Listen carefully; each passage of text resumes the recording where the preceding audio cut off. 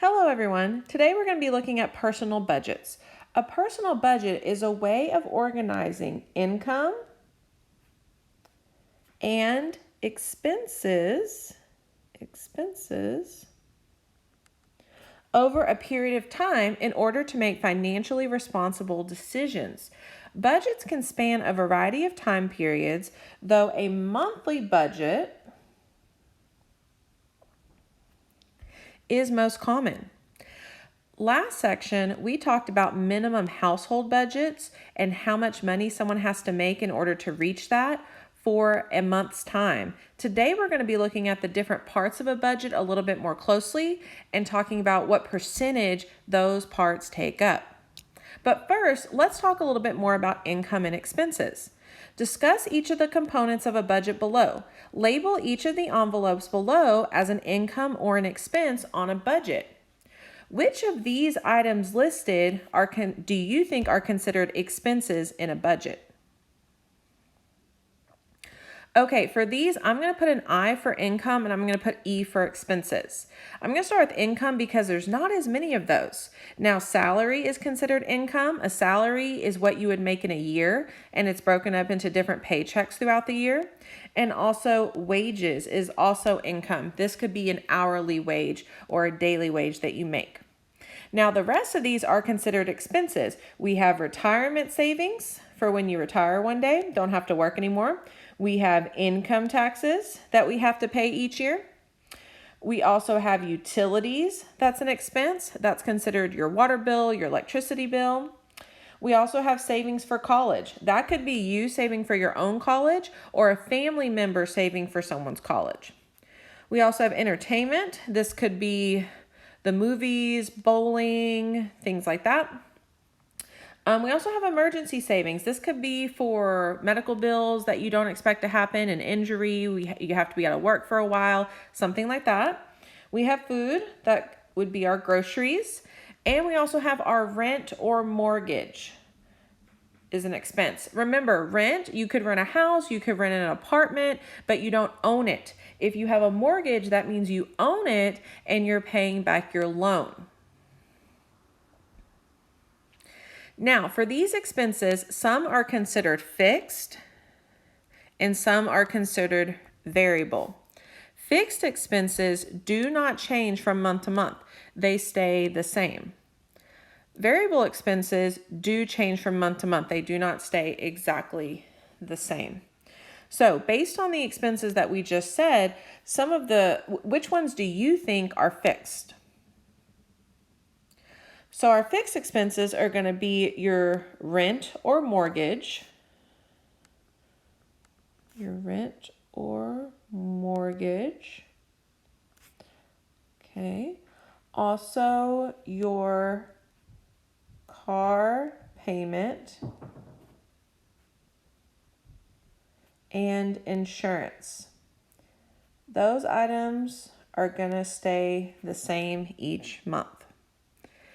Now, some items, the variable ones, change from month to month. They're not going to be exactly the same. This is going to be the cost of your groceries. Cost of your groceries. Your utilities, which would be your water, electricity, that changes each month. Utilities, and also your gas bill, how much gas you put in your car each month is going to change. Now we're going to answer a few questions. Use the monthly budget below to answer each question. Ricardo obtained his first job after graduating from college. After taxes, Ricardo will bring home $2,400, and that means a month. So he lists out a few of his expenses. Label each expense as fixed or variable. Based on what we just said, we've covered these. So for rent, we said that this would be fixed. For food, that's variable. Your utilities, that's also variable. Car payment is fixed, and your gas is variable. So some stay the same and some change a little bit. Now, A says, how much money has Ricardo yet to budget? So we know how much he makes in a month, and we also see what he's put in his budget already. So how much money has Ricardo yet to budget?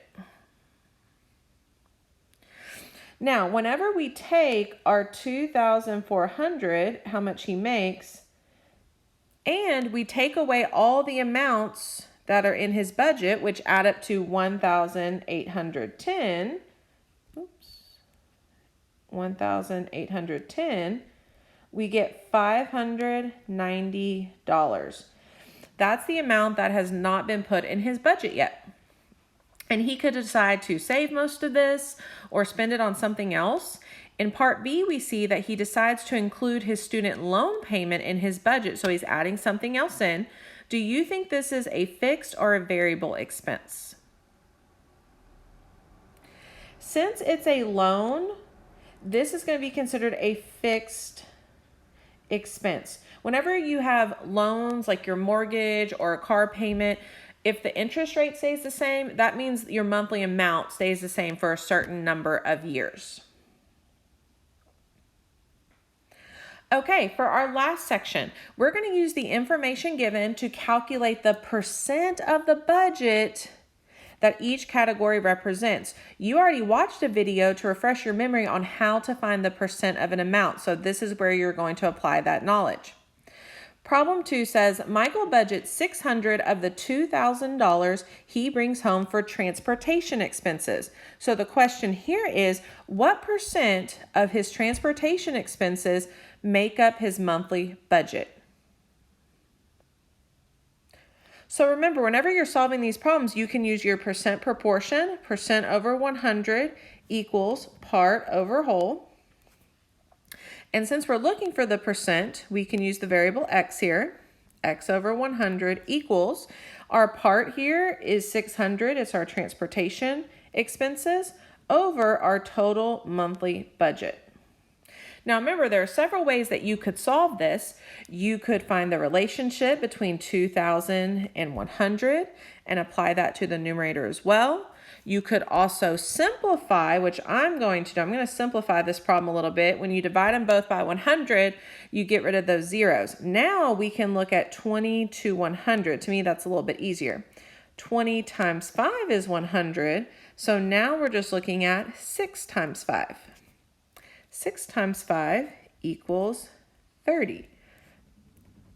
So that means for Michael, his transportation expenses make up 30% of his budget.